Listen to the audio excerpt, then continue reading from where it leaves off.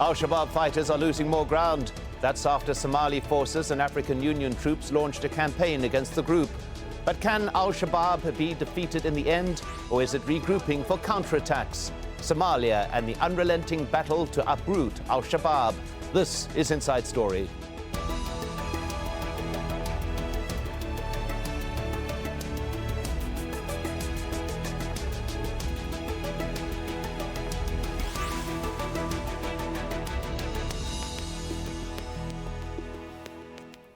Hello and welcome to the program. I'm Mike Hanna. Al-Shabab is on the retreat in southern Somalia. It suffered a series of defeats and setbacks in recent months, including the killing of its leader, Ahmed Gadani, by American airstrikes. African Union troops have forced the group out of key population areas, and they forced Al-Shabab fighters to withdraw from their stronghold in the port town of Barawi. But the group has been written off many times before and still controls large areas of southern Somalia. We'll discuss the fight against Al-Shabab in a moment with our guests. But first, Catherine Soy sent us this report from just outside Barawi. We are right at the edge of Barawi. There's a troop build-up up to 6 kilometers away.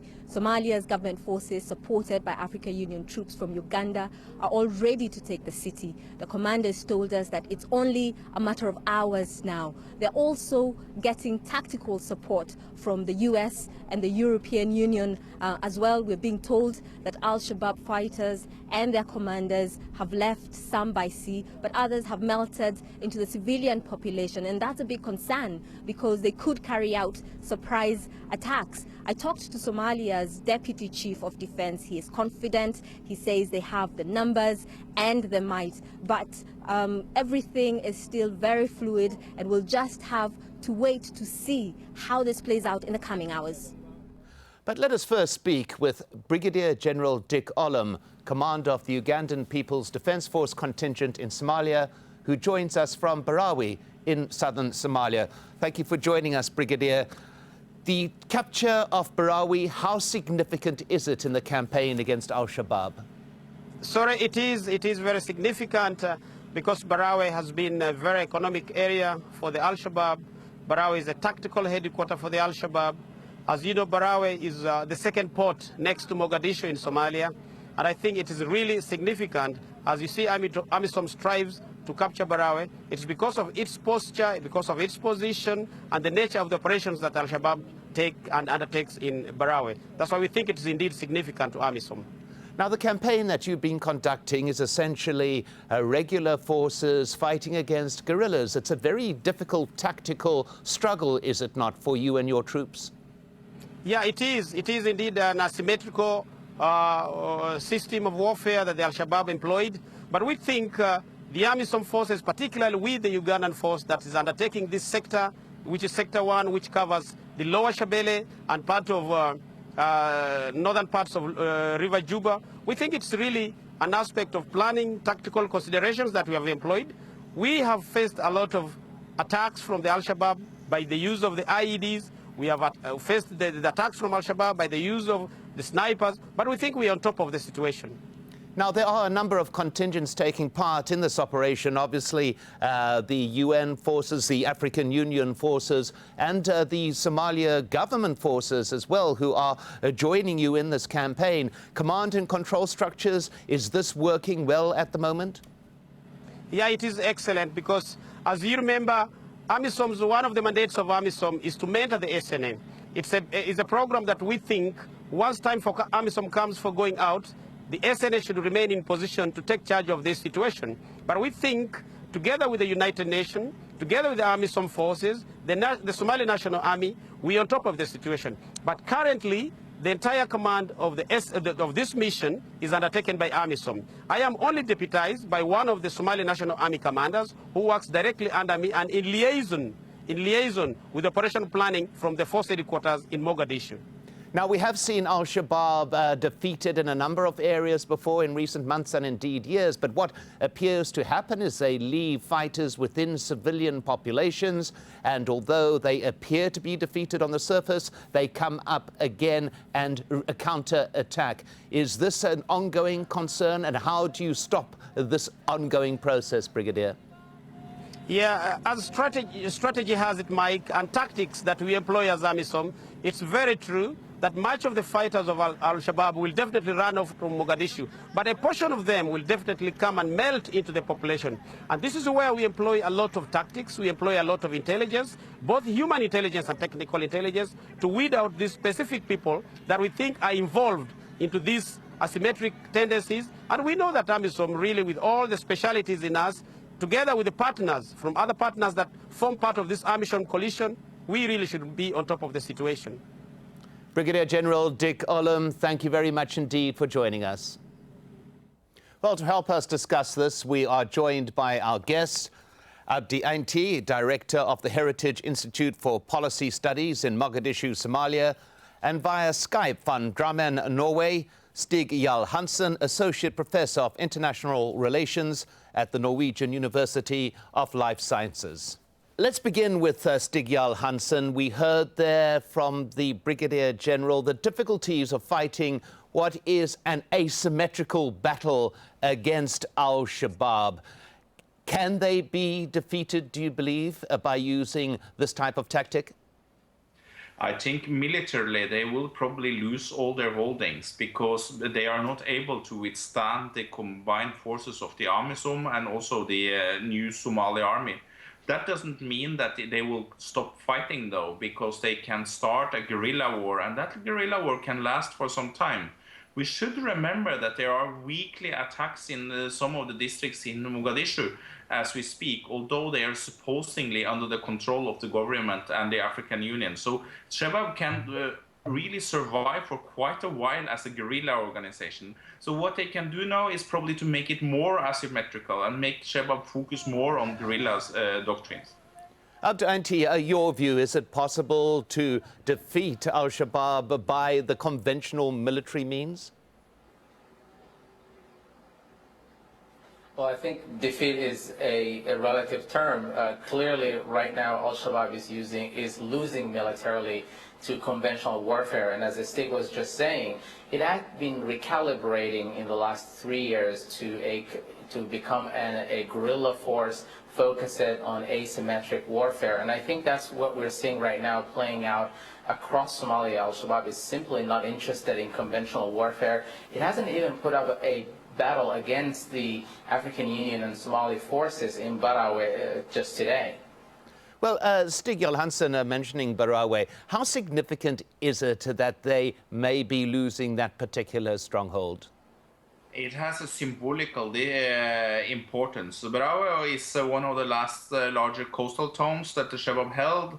There was a lot of focus on the Barawe when it comes to foreign fighters. So it has symbolical effects, definitively, and it is a blow and a trouble for the new leader. But again, Shabab is recalibrating itself. It becomes more and more of a guerrilla organization within Somalia. Outside of Somalia, it has its outliers as well, and that turns more and more into something that looks like a terrorist organization, using terrorism as a strategy more than guerrilla operations. So I don't think this is the death blow of Shabab. They have received a blow, but I think they will survive that blow. Well, Abdi Ainti, we heard there the mention of a new leader, the loss of the leader last month, Ahmed Abdi Godani.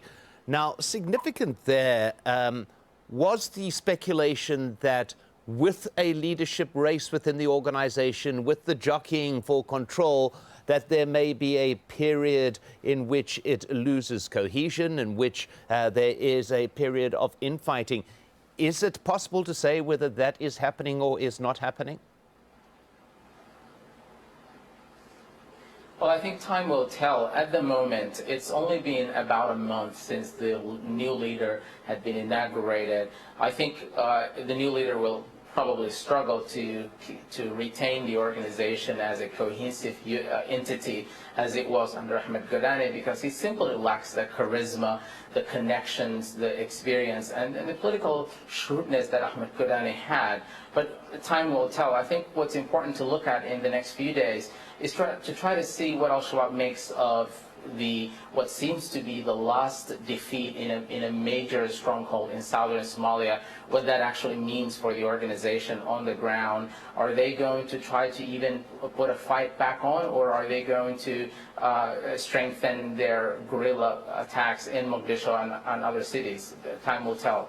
Well, Stig Johansen, on the issue of the leader, the Ahmed Abdi Ghadani, now, interestingly enough, he in fact came from Somaliland. He had no clan structure, for example, on which to rely either in the south or in central Somalia.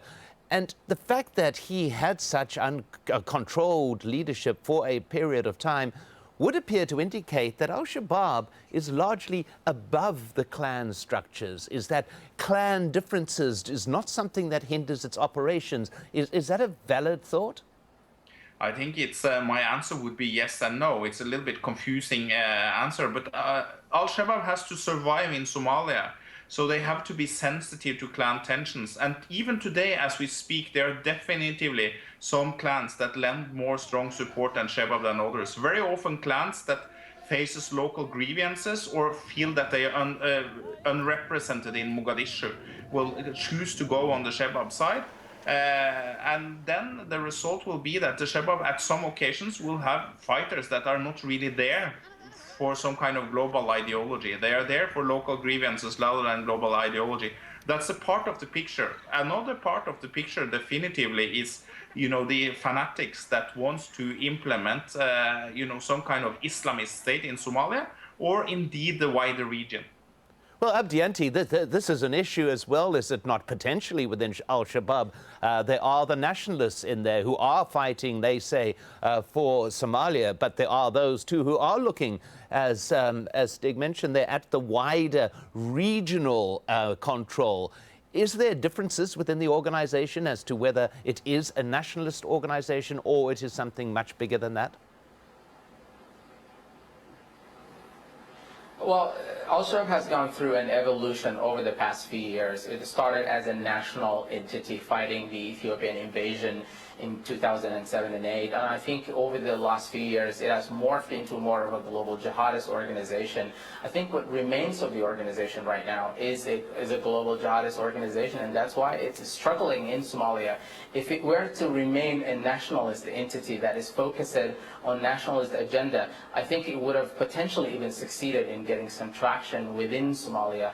But clearly, it has moved away from that direction and into a completely different direction in the last few years. Well, on that issue of support, Al-Shabaab says it draws its strength from a level of local legitimacy and the income it generates. The group portrays itself as the main force fighting foreign intervention in Somalia and accuses the government in Mogadishu of being backed by foreign powers. The leadership comes from different clans in the area it controls. The group also generates a lot of money, first through raising taxes from local businesses, but also through a charcoal industry, for example, which the UN estimates raises more than $25 million a year. Stig Johansen, that issue of support, where does the support for Al-Shabaab come from? Clearly, it gets some support. It is the fish swimming in a sea, is it not? I think you are right, and this point is very important to raise. Parts of the Somali army are clan-based, and some of these units are deployed in areas that had some problems with clan tension before. So we can see that actually quite close to Brava, where some clans actually feel alienated. And that also goes for the Hiran Valley. Around Johar, there are clans that feels that Mogadishu don't represent them properly. And this is a big issue for Somalia. You have an alliance now against the Shabab, who is quite large and have a lot of important actors within it. But the question is, can this alliance be kept together? I would believe that it can be kept together, but it's something to watch. The federal issue inside Somalia is important for the future development also of Shabab. What the international community need to do now is actually to keep the allies together, and that has to be watched very carefully. Well, Abdianti, that we hear there the issue of federalism. This is one of the 6 pillars of what the Somali government says is its plan, including security as well, of course, to lead to a properly structured federal Somalia. Now, this would, of course, be perhaps the most damaging weapon to use against Al-Shabab, would it not? A functioning federalism within the country as a whole. Well, I think that the problem surrounding federalism is much broader than that, and I'm not so sure if it has any direct relationship with Al-Shabaab. The only tangible relationship that one could point out is the fact that federalism would have, in theory, facilitated an effective administration of the local level, which is what is lacking right now. In fact, the greatest challenge that this operation, the Indian Ocean operation that is now against Al-Shabaab, the challenge that it's facing is that it is not succeeding as much in rolling out government administrations in recently recaptured cities. I think that's what the Somali government and the African Union mission has to worry a lot about, and instead of only just defeating Al-Shabaab from major cities.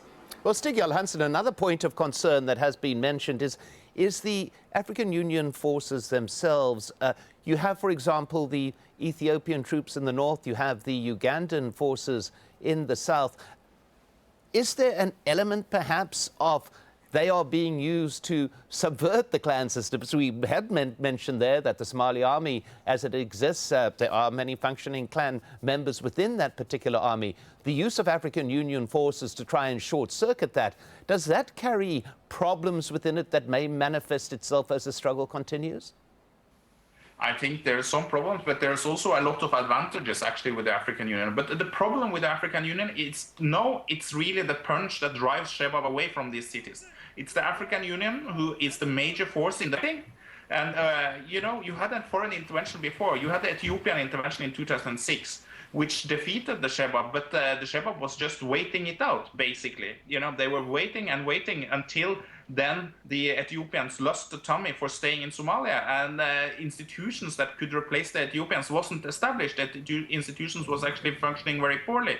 So the question is actually if you will have institutions that can function without the forces of the African Union. And as I said, you know, Shabab has seen that they can face numerically superior enemies before and yet prevail.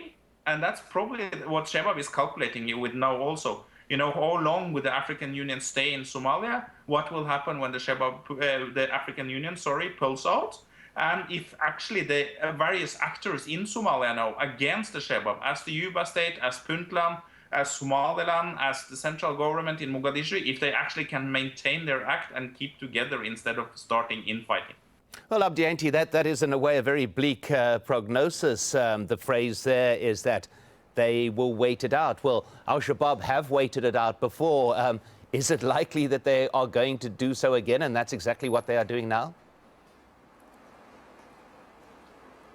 Indeed, I think the greatest comparative advantage that Al-Shabaab has at the moment is actually time.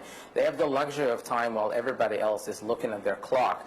The Somali government has about 2 years remaining from its current mandate. The African Union mission will at some point withdraw, although at the moment they appear to have what seems to be an open-ended mandate. So certainly that is a main challenge. But I think one way to overcome that challenge, the challenge of time, is to create effective state security institutions, principally starting with the army that looks like very inclusive. That will only be the ultimate answer to Al-Shabaab. I mean, the African Union and others could be of assistance in the short term, but in the long term, you really need, organic state security institutions. Well, Stig Johansen, that appears to be the key issue here, the creation of a working governance within a country that has not enjoyed it for decades. Is it inching towards that? Is the new government there actually pushing forward to creating that nexus of security, of structure that would be the strongest weapon, as I mentioned earlier, against Al-Shabaab? I think it's a long road to go, and I don't expect to see a Somali state like it was before 1991. It has to be other solutions, it has to be other structures, etc., etc. But I think there are definitive positive developments. You had the negotiations between the government and the Juba state last year, and although some of the terms were broken, it's still a ceasefire. there's not a violence between the regional entities and the central government. And that's very valuable for Somalia. You know, there's this kind of coexistence and there's a kind of momentum. There's a lot of problem, you know, in creating a national army, as Abdi Ainto was talking about. You know, de facto has clan units within the army, and sometimes these clan units are not really adapted to the local situation where they put in. They have there are some traditional animosities of the militias or what is called army that is really deployed in specific areas, and that's problematic. You have rampant corruption. Rampant corruption is serious. That's also an option for the Shabab that they can take advantage of. In order to survive, corruption can be very helpful. We had stories from last year that Shabab was actually heavily infiltrating parts of the government by buying themselves in and positioning them, their own officials within the government. So you have to fight these tendencies towards corruption also. But there are positive signs, and of course I hope these positive signs will continue.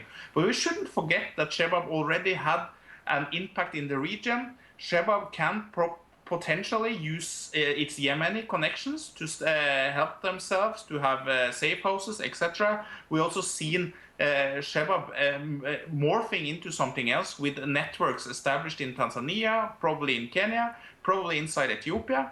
So there's a lot of tools that the Shabab can have to withstand the positive developments inside Somalia as well. So we should have on the regional developments. That's also very important. Yes, Abdi Ainto, this issue of the regional development, obviously the neighbours too are victims of Al-Shabab, but the fact that you have such vast borders, very porous borders with many of the neighbours, as was mentioned there, the ability for Al-Shabab to move in and out, their area is not Somalia alone, it is far wider than that, which makes it all the more difficult to defeat them, does it not?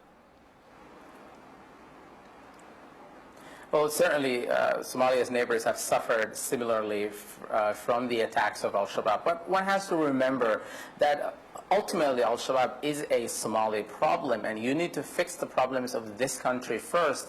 Even for the neighbors, they have to think about how they could be helpful to the recreation of a strong democratic Somali state. Unfortunately, there's sometimes tendency among Somalia's neighbors to view or to fear a strong democratic Somali state, and sometimes they undermine that process, and that's seriously problematic and contributes to the very insecurity that they are actually suffering from.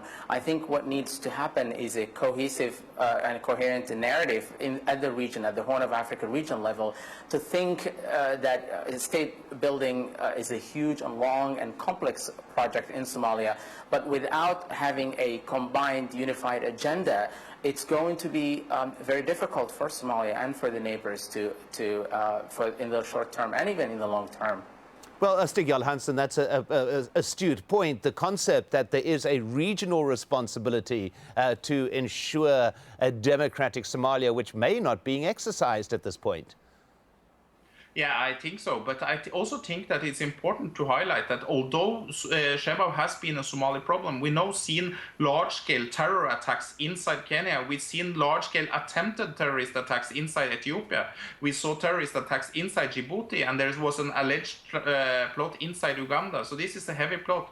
It's a heavy burden for the region as it stands, and that's very important. I don't think you will get a fully unified regional agenda, and I also want to point out that the Shabab can also take advantage of, the other weak partner in the region, the one that we don't mention that much. And really, it's related to the troubles in Yemen, and we shouldn't forget that a major source of weapons, if not the major source of weapons for arms used inside Somalia, is Yemen. The largest foreign contingent, according to Yemen political analysts of the Al-Qaeda in the Arab Peninsula, was actually Somalis. So Yemen is also very important for Somalia, and to fix the Yemeni situation also will help the Somali situation a lot, especially the arms export from Yemen. It's rather serious for Somalia. Well, a very complex issue, but at that point, my thanks to our guests, Abdi Ainto and Stig Johansen. And thank you too for watching. Feel free to add your voice to this discussion. You can leave your comments on facebook.com/AJ Inside Story. We're also on Twitter. Look for @AJ Inside Story. I'm Mike Hanna from me and the team. Goodbye for now.